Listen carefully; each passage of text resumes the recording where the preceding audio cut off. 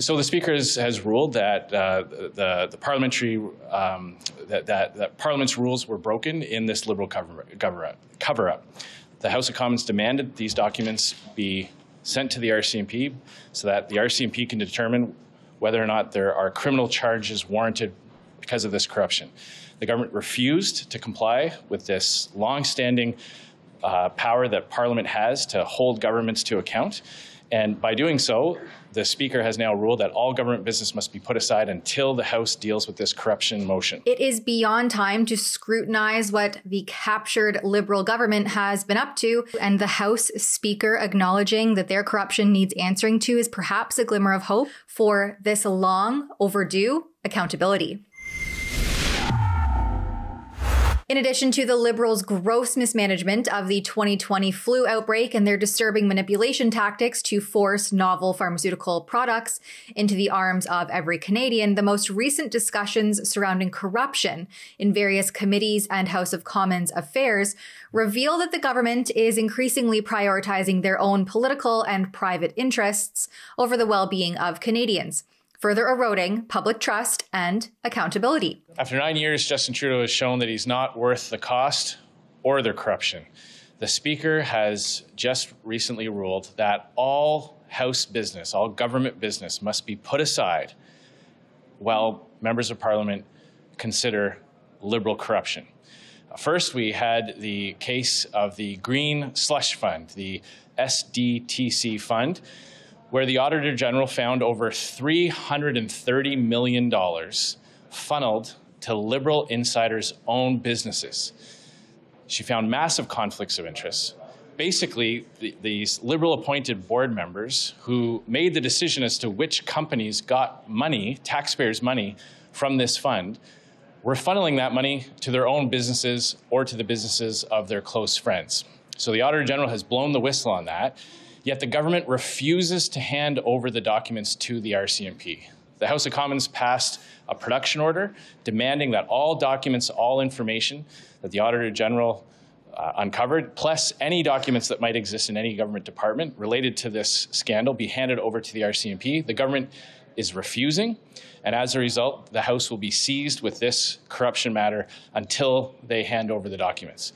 And then we have the case of the other Randy, where a senior Trudeau minister is alleged to have been sitting around the cabinet table while also involved in his own business's affairs.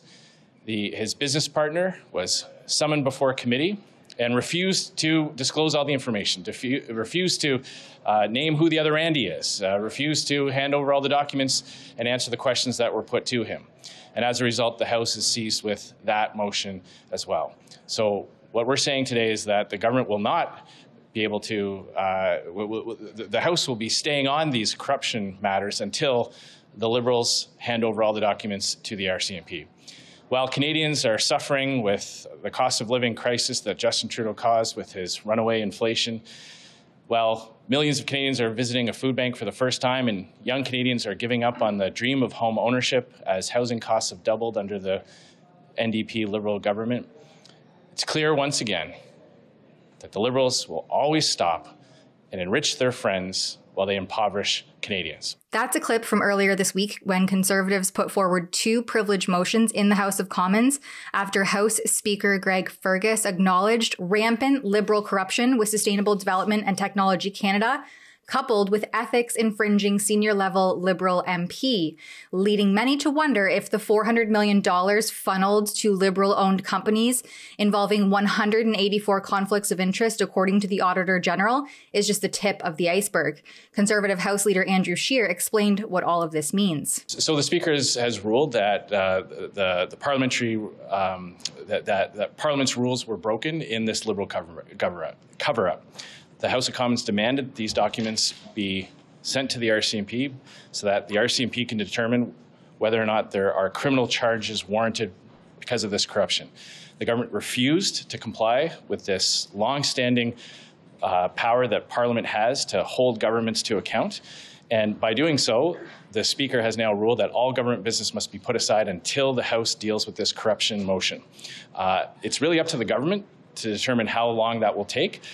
But it's clear that they're willing to go to extreme lengths to cover up their corruption, that they're willing to put the business of Parliament off to the side just to protect Liberal insiders. Liberal-friendly appointees to this board funneled money to their own companies. That's taxpayers' money. And while Canadians are paying higher carbon taxes, higher prices at the grocery store, higher mortgage costs with high interest rates, Liberal insiders stopped and enriched themselves. It's never been so good to be a Liberal insider. It's never been so tough to be a hardworking Canadian. Yesterday, during question period, the Conservatives focused heavily on this breach of parliamentary rules, with Leader of the Opposition, Pierre Poilievre, calling them white-collar criminals. Unable to work on the problem of doubling housing costs or 2 million people at the food bank because the government is refusing to respect your ruling to turn over evidence in the criminal investigation of the latest Liberal scandal. At issue is that Liberal appointees directed $400 million to companies they own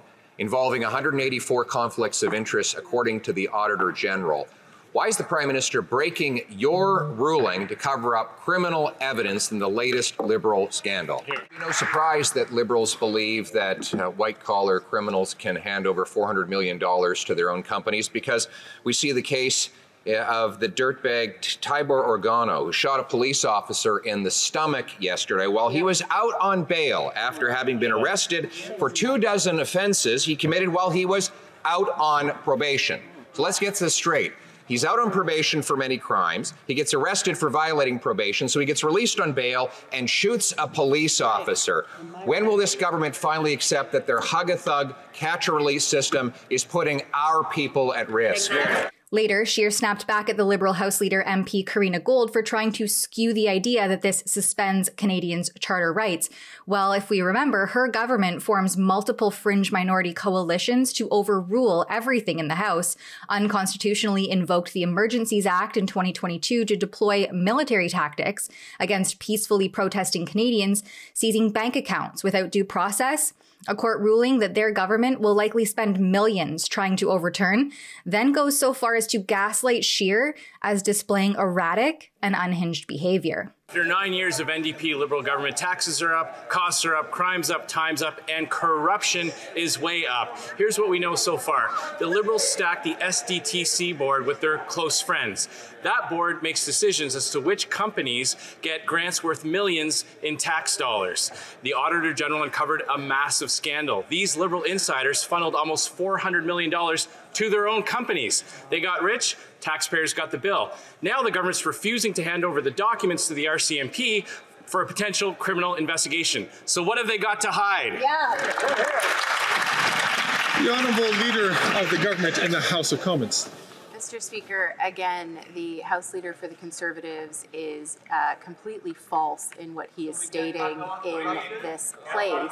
What is true is that the Conservatives have put forward a motion that would blur the lines between the independence of the legislative and judicial branches of government. It is both the RCMP and the Auditor General who have raised their extreme concern with what the Conservatives have put forward. Every Canadian should be concerned about the fact that the first instinct of Conservatives is to suspend the charter rights of Canadians. The honourable member from Regina Capel. The Charter is there to protect the people from the government, not to protect the government from accountability by the people. While millions of Canadians are suffering from higher taxes, higher prices, and doubled housing costs, all caused by this government, the Speaker has ordered that the House of Commons can deal with no other business until this corruption motion is dealt with, and they still won't hand over the documents, preferring that Parliament grind to a halt. While millions of Canadians are lining up for food banks, Liberal insiders are lining their own pockets. So when will the government hand over the documents, and when will the government get Canadians their tax dollars back? The Honourable Leader of the Government in the House of Commons. Mr. Speaker, I think my honourable colleague's erratic and unhinged behaviour is because he knows that he is being completely false in what he is putting forward to this place. Breaking parliamentary rules and covering up corruption by filibustering disclosure of documents is on par with Liberal conduct over the last 9 years. From the Aga Khan vacation that violated conflict of interest rules to Trudeau's embarrassing costume fiasco during his trip to India, the Prime Minister has found himself in hot water on more than one occasion. Trudeau's wearing of blackface, his alleged groping incident, and his love of China's basic dictatorship all reveal a disturbing pattern of behavior that underscores a troubling lack of moral compass. There was also the SNC-Lavalin scandal, the We Charity scandal, to various conflicts of interest in between. Now, Parliament will have to suspend the timeline on all other government matters until those documents are handed over to the RCMP in what is even more disgraceful conduct by the scandal-plagued yet immune from accountability Justin Trudeau-led Liberal government. Trudeau and his government's ongoing disregard for ethics and accountability continue to undermine Canadian values and embarrass us on the world stage. The integrity and accountability of these supposed leaders have never been under more scrutiny, and it's high time that they are held accountable for their actions. Canadians deserve leaders who prioritize honesty and transparency over political expedience and must demand the truth and stand up against the empty rhetoric that has become all too commonplace in our political landscape. For Rebel News, I'm Tamara Ugalini. Trudeau must resign. And if you agree, head on over to trudeaumustresign.com. Put your name on our petition there and sign up so you never miss a report. That's trudeaumustresign.com.